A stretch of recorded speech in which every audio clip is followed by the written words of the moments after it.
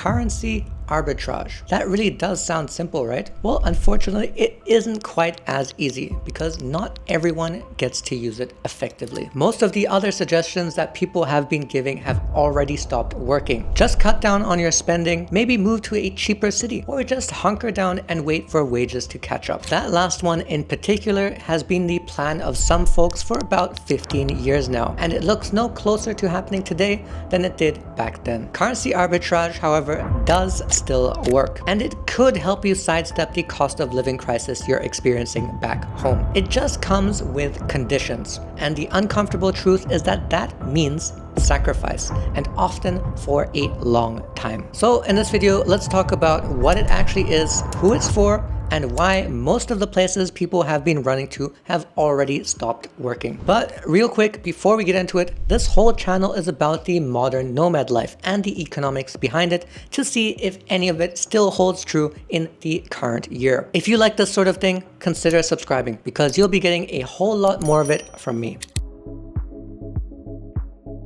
Currency arbitrage means you earn in one currency and spend in another. Your income gets set by one economy, your spendings get set by an entirely different one. Say you earn $3,000 a month working remotely. In London or Toronto or Sydney, that's a tight month. You're competing for housing with everyone else who earns in that currency, and that housing gets priced accordingly. Move that same $3,000 somewhere the local average is closer to $300, and the math stops looking like proper math and starts looking like you're cheating, because in a way, you actually are. That gap tends to be what everyone fixates on, but it's also the least interesting part of all of this. The real question is, why does this keep working when seemingly everything else has stopped? Most of the fixes people promote operate inside the same boundaries of the same currency you already earn. Cut the grocery bill, cancel a few subscriptions, stop eating out, move to a cheaper city in the same country. All of it keeps you constrained inside the same economy that sets prices in the first place, bidding against everyone else earning that currency for the exact same living conditions. That advice isn't wrong, and it does help, but only to a point. It runs out of runway eventually, because the thing pushing up prices is the exact same thing that's paying you. One of those things is going to outrun the other, and it probably isn't going to be your wages. So you can optimize within that system all you would like. The system is still going to win. Currency arbitrage, however, lets you step outside of it, and that's why it still continues to work after all of the budgeting advice has run its course. Here's the condition: your income has to not care where you are. That means a remote job, freelance clients, or a business you can run from anywhere. If your work needs your body in a specific place, in a specific building, in a specific city, and at a specific time of day, this most likely is not available to you, if at all, which rules out most of the people living through the cost of living crisis, especially in the West. Not some, most. So while this isn't something that could solve the problem for everyone, what it can do is give the small number of people who do meet those requirements a possible way out. If that's you, your next question is most likely going to be, where to? Well, that turns out to be a whole lot more difficult of a question, especially in the current year. By the way, if your job went fully remote tomorrow, would you actually leave? Or would you stay put? I'd be curious to know how many of you would actually genuinely pull the trigger. Let me know down in the comments below. So, as we all know, when it comes to the cost of living crisis, pretty much everyone, everywhere is screwed. But some people are less screwed than others. So the obvious solution is to go and find those places in which you get screwed less. But that's also where things get a whole lot more complicated. The places that look ideal from the outside usually aren't. And the places famous for being cheap are famous. That's the problem. When enough foreign income lands in one particular neighborhood, local housing stops being priced for local wages and starts being priced against what foreigners can pay. Landlords are not going to be sentimental about this. They will happily take 4 times more from a foreign remote worker than what a local teacher could pay instead. And that flat will always go to the remote worker. Repeat that across the entire street and the next, and eventually the entire district reprices. Mexico City is one of the clearest examples of exactly this phenomenon. Rents in these central neighborhoods, Roma and Condesa in particular, are reported up somewhere between 60 and 80% since 2020. In July 2025, that boiled over into street protests. Some of it turned ugly, with storefronts smashed and graffiti telling foreigners to go home. The mayor responded with a 14-point plan, including a cap on rent increases at inflation, and since January 2026, booking platforms have had to withhold roughly 8 to 10% of rental revenue in tax. Medellin tells the exact same story, albeit with slightly better weather. Rents in El Poblado and Laureles are reported up by as much as 80%, largely on the back of remote worker demand. Then of course we have Bali, which is the exact place everyone pictures when they think about this remote working lifestyle. Canggu and Ubud were the cheapest alternatives to Seminyak about 10 years ago, and now the people living there pay roughly what the people escaping Seminyak were trying to escape in the first place. And for the people who are already living in these places, none of this registers as an interesting little market dynamic. It just means that their rent is going up again. Families who've been in a neighborhood for decades get pushed out. That's a real cost, and of course it lands on the people who never had a say in any of it. And it's also self-defeating, which is the part that should concern you if you're considering this lifestyle. The arbitrage inflates the exact cost that it depends on, which means it eventually eats itself. So the place that got famous for being cheap becomes expensive, and you have to go find the next one. And then that cycle repeats itself all over again. Lisbon went the same way. Chiang Mai went the same way. The list of cities where this exact thing has happened goes on a whole lot longer than that. So what does that actually tell us? That cheap relative to your own personal income simply isn't enough. Cheap only tells you where a place is standing right now. What you actually need to know is which direction it's all moving. And for that, you ask one simple question. Are local wages keeping up with local prices? If they are, the place is growing. If they aren't, you're probably looking at a window of opportunity that's already closing in front of you.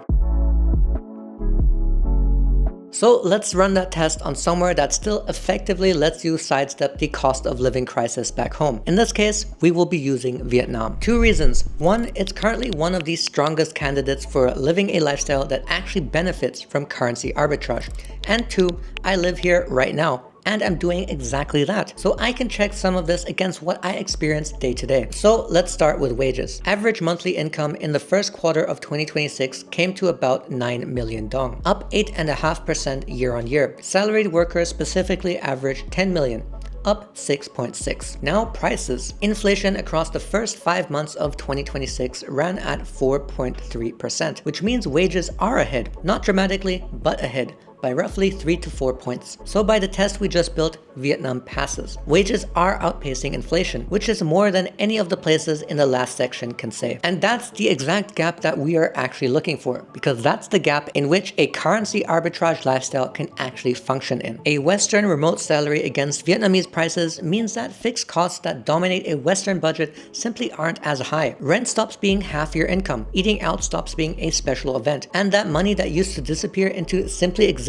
becomes money that you can actually save at a rate that would be impossible back home. That is the real prize here, not just the cheap coffee, but their savings rate that you can actually achieve living over here. And I can personally confirm that part because it's exactly what I've been experiencing living here. Although I will say it's not actually something that's exclusive to Vietnam right now, because I experienced the exact same living in Malaysia as well. And I'll experience much the same in whatever other country in Southeast Asia that I end up moving to. Now the obvious move is to go even smaller. Skip the big cities. Find a second-tier town that isn't quite as hyped yet, except those places are cheap partly because the infrastructure a remote job needs isn't there yet, and the ones that do have it are already being marketed toward foreign investors as, quote, the next Da Nang. The window moves, it just doesn't stay open any longer. And you can watch that exact same thing happening in bigger cities across Vietnam right now. Apartment prices in Ho Chi Minh City rose 24.3% year on year to just over $4,000 a square meter. Adjusted for inflation, that's still more than 20%. And Da Nang, where I actually am right now, is going much the same way. Vietnamese press reported that in May, rents have been absolutely surging. So the exact same mechanism that we talked about in the previous section is well and alive here, just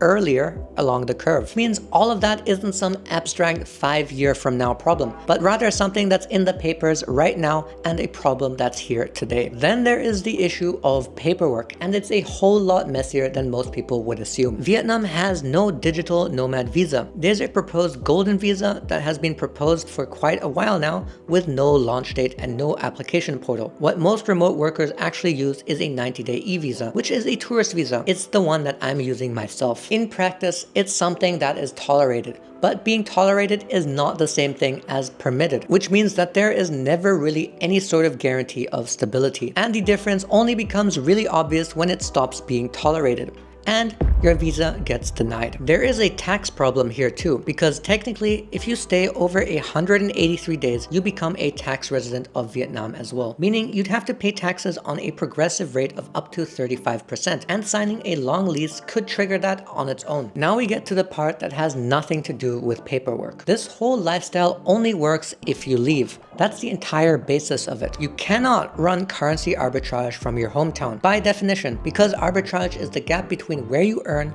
and where you live. So the real cost was never visa runs or another tax threshold. The real cost is being 10,000 kilometers from everyone you grew up with on a 90-day clock and doing that for years rather than months if you really want to make the most out of it. Some people find the distance and the savings genuinely freeing. Other people find out that they can't function that way the hard way. It's worth thinking about which one of those you are before you start thinking about selling all of your furniture. So currency arbitrage does still work as a way to effectively sidestep the cost of living crisis, especially the version of it that we find in the West. It's one of the very few levers that hasn't quite stopped working yet, but it is gated in 3 ways. 1, you need an income that isn't gated to where you are, and that already rules out the majority of people. 2, you have to be willing to leave home, and not just for a few months. To get real advantages out of this, you're looking at years of your life, all to take advantage of a savings rate that you could never feasibly achieve back home. And 3, you have to go somewhere where the arbitrage hasn't already begun to eat itself, which for most of the popular and well-known destinations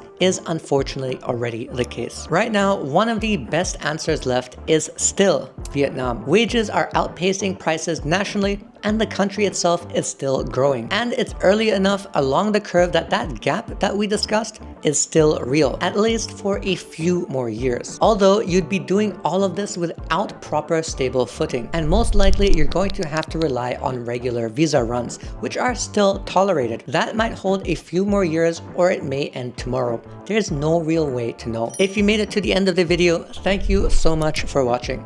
If you liked it, consider hitting the like button, maybe even subscribe. And as always, take care.